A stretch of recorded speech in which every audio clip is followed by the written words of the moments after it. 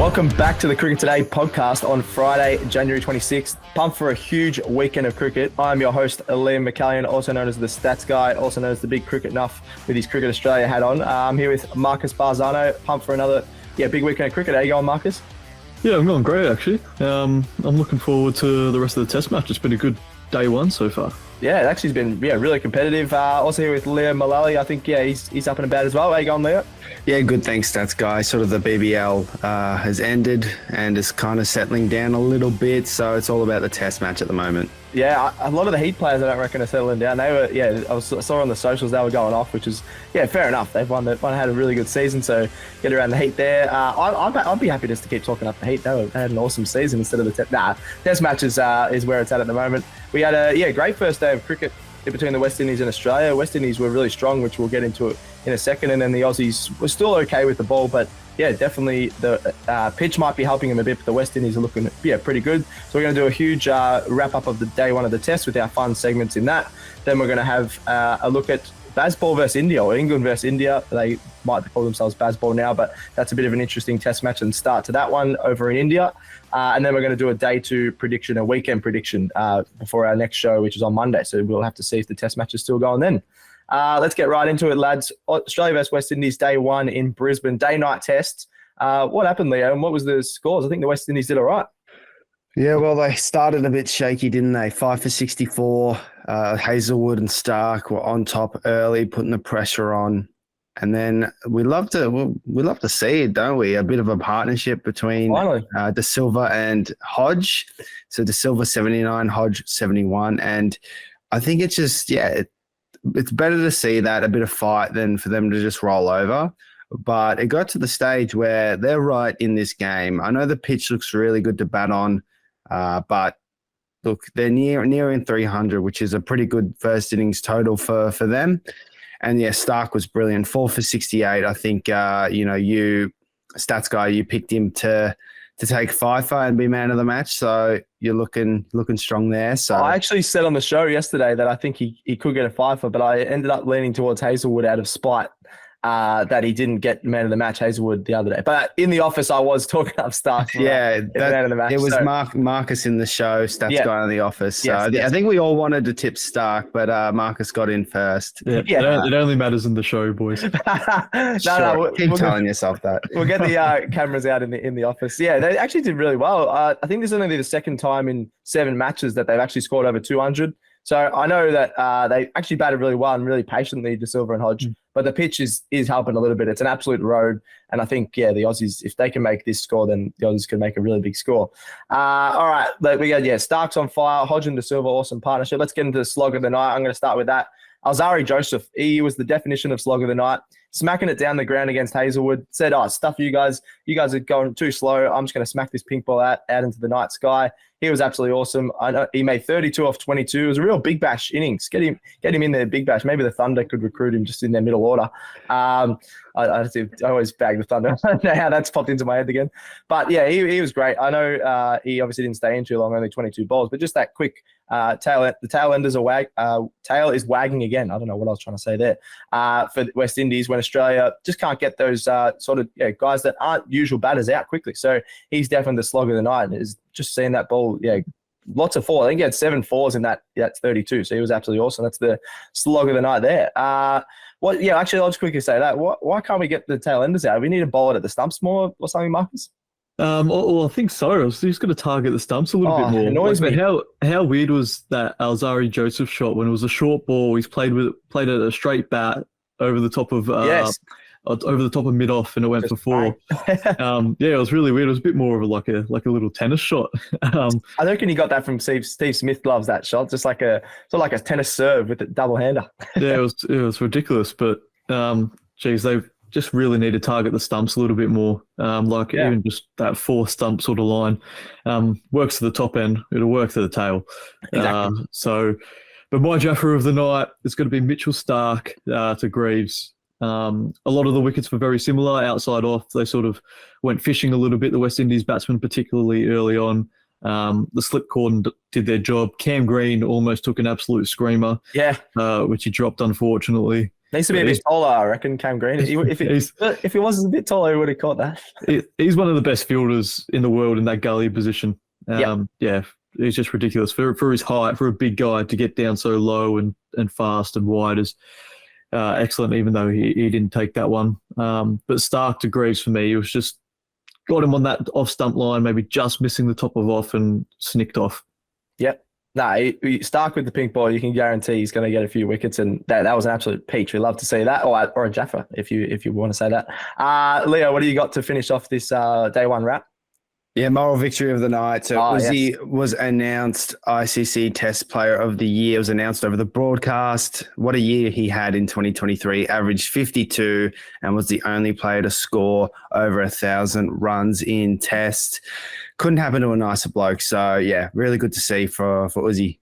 Yeah, usually it couldn't happen to a nicer bloke. I feel like when you're talking Nick, but I like that. I like that. He has been absolutely awesome, and yeah, very happy for him. He's the most chill guy, and since he's come back into the Test team, it was a bit ridiculous now in hindsight that he was dropped out of the side for a few years, and then since he's come back in, he's been the best batsman, even better than Smith and Labuschagne, as the ICC award there's proven, which is pretty crazy to put him up in that category. And over 1,000 runs in a year is nuts. I wish I'd made 1,000 runs in my whole career. That'd be pretty nice. 1,000 runs in one season's pretty cool.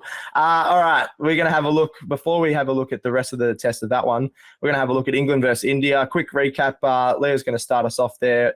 Bazball versus India. Is Bazball working over there at the moment, Leo? At the moment, it's not working, but it's not anywhere near the bowled out for 50 I was hoping for. Yes. England out 246. Stokes with a 70, batted with the tail, and they got a lot of starts. Not a lot of big scores from players that did get starts. India, in return, 1 for 119 off 23 overs. Jeez. And Jayaswal, 76 not out of 70. Wow. Bit of Bazball. Back on Bazball. Yeah. I think in the second over of the game, it was against the debutant Tom Hartley, and he hit him for 2 sixes in that over. So just a little welcome to cricket for Tom Hartley there. But yeah, look, I'm personally going for India in this match. I just don't want to see this new wave of cricket succeed. But yeah, we'll see how it pans out. If the Aussies had this wave of cricket, I think you'd be cheering on. But it doesn't help that the English they're trying to get a big head from this. Going, oh yeah, we got Bazball. We're gonna get lots of moral victories. But yeah, you got to make more than 246, especially in India when 1 for 119. I was trying to look up who the Indian coach is. It's Dravid. So are they playing Dravid ball? Is that what we're going to call it, or Rahul ball? Drav ball. Perfect. Drav ball. I like that. So we got Drav ball is taking over.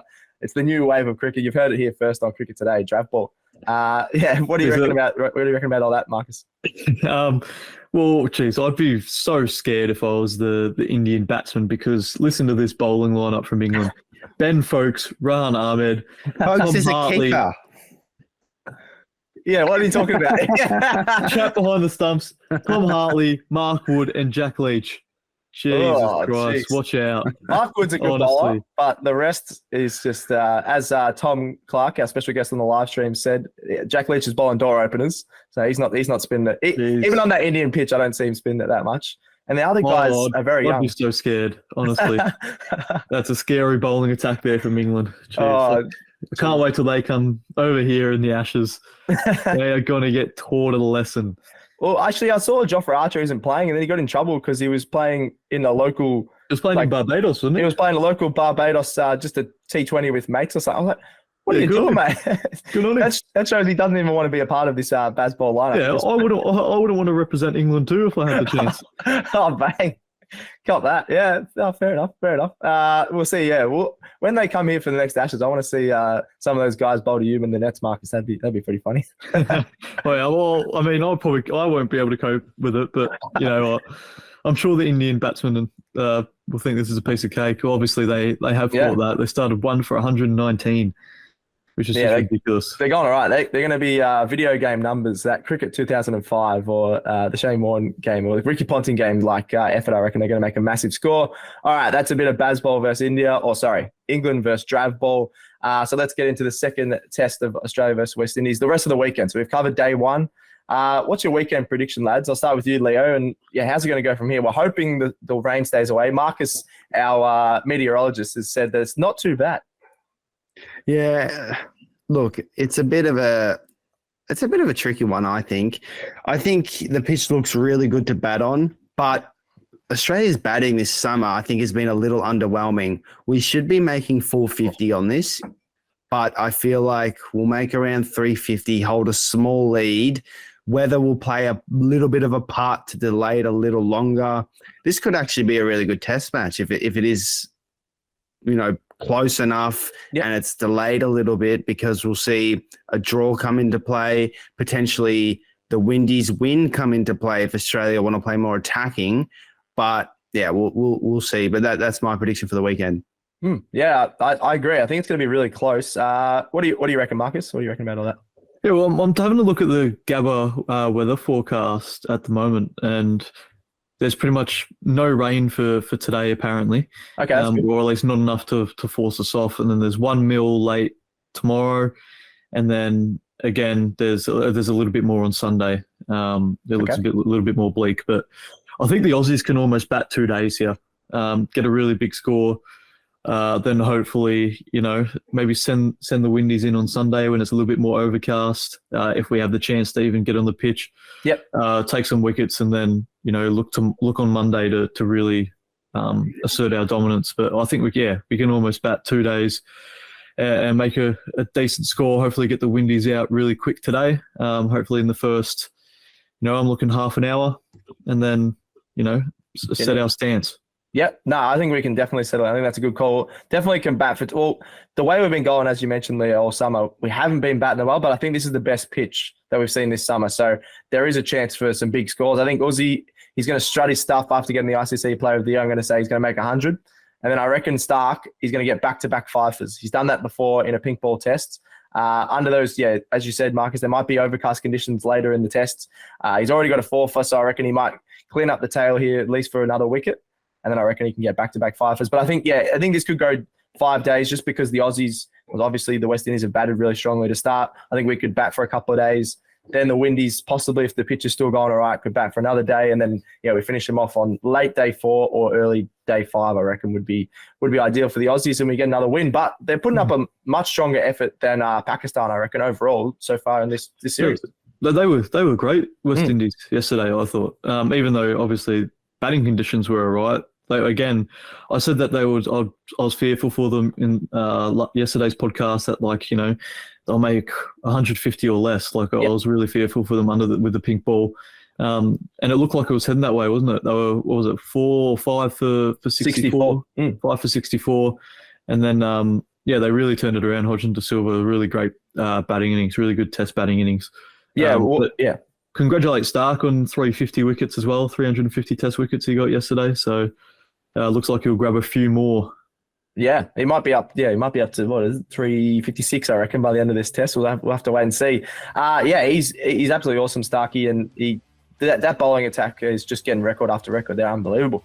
All right, I think that's it, lads. We've covered a bit of day 1 of the test. We've covered some Drav ball versus England over in India.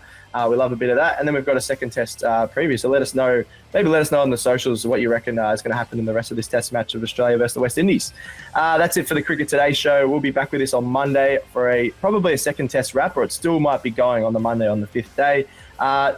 Get right around the show. Subscribe on your podcast apps, Spotify, Apple Podcasts, etc. Like and review it, would you?